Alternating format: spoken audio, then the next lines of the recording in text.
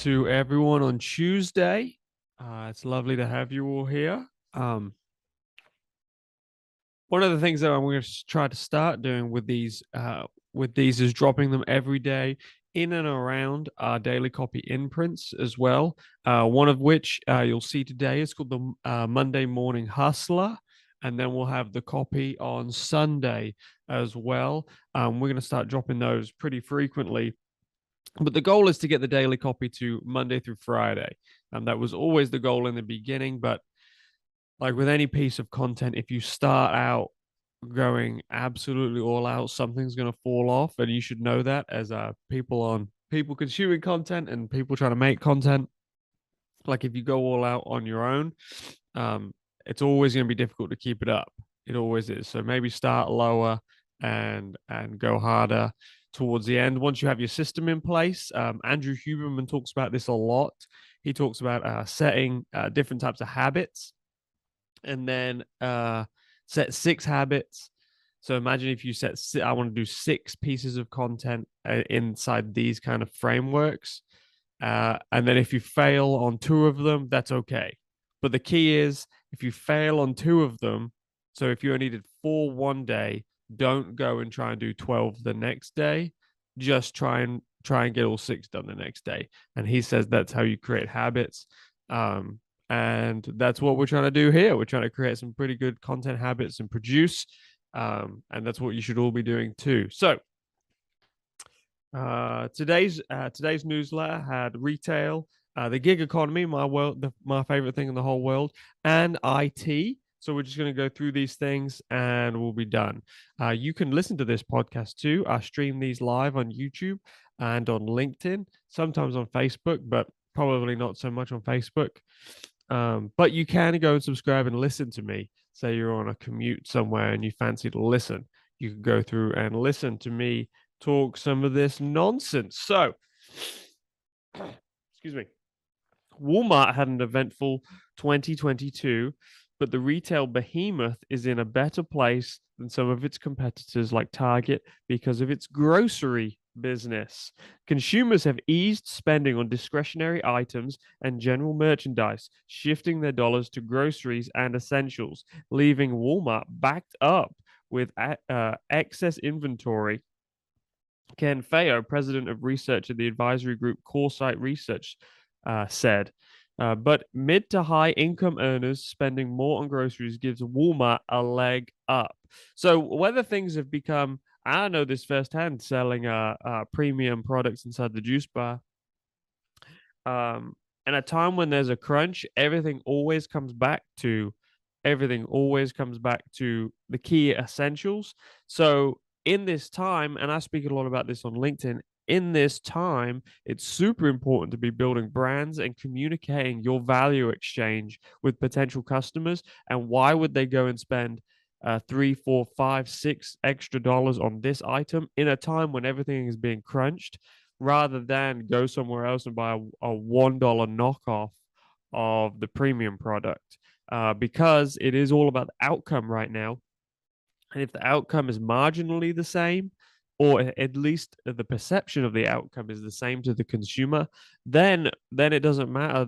Then you save three, four, five, six, $7, and you can spend that three, four, five, six, $7 on something else, which you need, and you need, like bread or milk, which is inescapably going up. Inflation. This is from Feo. Inflation is both real and psychological. Even for wealthier households who might not necessarily be struggling paycheck to paycheck, I do think inflation causes real psychological pain as you see the prices of what you buy every week going up. And I just think that's true. Like, even the wealthiest people I know will complain about the gas prices going up a buck, even though it'll never affect them ever. Even though it'll never affect them ever. While the world's largest retailer beat Wall Street's expectations, bringing in 152 billion in revenue and boosting sales more than 8% year-to-year basis, Walmart anticipates spending patterns to continue.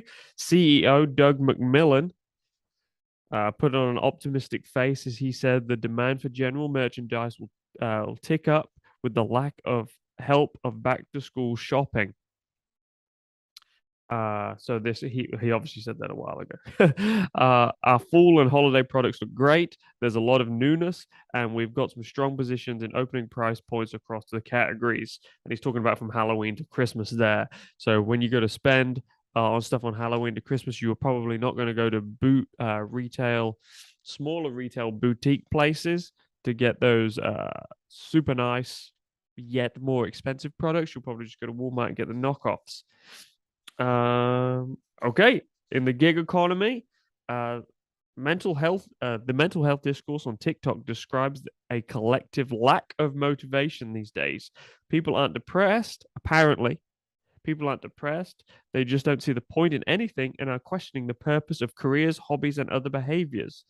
Is this what ambition burnout looks like? So, this is super interesting, especially if you're coming from a perspective of a historic perspective that the the way that you should be motivated in your work and the way that you should be motivated in your career is by the work or the career itself. Like those things should motivate you in of themselves. Um, and that's an old perspective, and I think it's a hangover from maybe just an older generation that says no, you should work hard because working hard is good. And I agree with that. I do agree with that. But for the most part, if you give your life away for the sake of working hard, and the benefit of working hard is that from 65 until death, you don't have to work hard anymore, or you can work hard at the things you actually wanted to do. I think we see a lot of younger generations and especially younger families looking at that pattern that's been systemic over the last two generations and thinking, I do not want to do that. I would rather have less money, more time. And I think um, the idea that we have to be successful, or young people have to be successful inside these different kind of avenues and different metrics, um, or different structures, is what is pulling down and making people burn out because their mindset isn't fitting inside these structures anymore. Now, there probably is a complete flip side to this where no one ever goes to work ever and everyone is just trying to operate from their phones and really aren't doing a lot. But but for the most part, it is probably a really valuable discussion to be having like, do we need the 9 to 5 structure anymore, especially with the technological advancements that we've had. Okay, New York based startup. So we're moving on to IT now, the IT portion of today's newsletter. New York based startup Esper Bionics is developing a prosthetic arm that uses AI to learn and more quickly react to a user's movements. Welcome back, RoboCop, to real life. And then the second point of IT portion of the daily copy is 3.7 billion. That is the final price tag paid by Sony to acquire game development studio Bungie, makers of the first-person shooter series Destiny for PlayStation. I've never played that video game. I've very rarely played any type of video game. But that's super interesting because that is a lot of money. That is a lot of cash. Cool. So that is it. Guys, if you want to stay up to date with everything that we're doing, go subscribe to this newsletter. The only way to subscribe to this newsletter is on LinkedIn. So go subscribe on LinkedIn. And this newsletter will get delivered to your inbox every day, or at least all the days that I write it. This newsletter has no rhyme or reason. I'm just collecting things that I'm reading and I find super interesting. I'm putting them in the newsletter. Sometimes most of the time, I'll just put the straight facts of what's going on. And then I'll kind of discuss them here on the podcast, vlogcast, or I'll just throw them around. So, or I'll put some comments in the newsletter too. So it's good to see you today, guys. I hope everyone has a good uh, rest of your week. I'll be on here tomorrow and on Thursday. We'll try and do a weekly roundup on Friday. Hey guys, go check out the Monday Morning Hustler as well for some more local news that I ship out about Owensboro and Davis County in the area in which I live.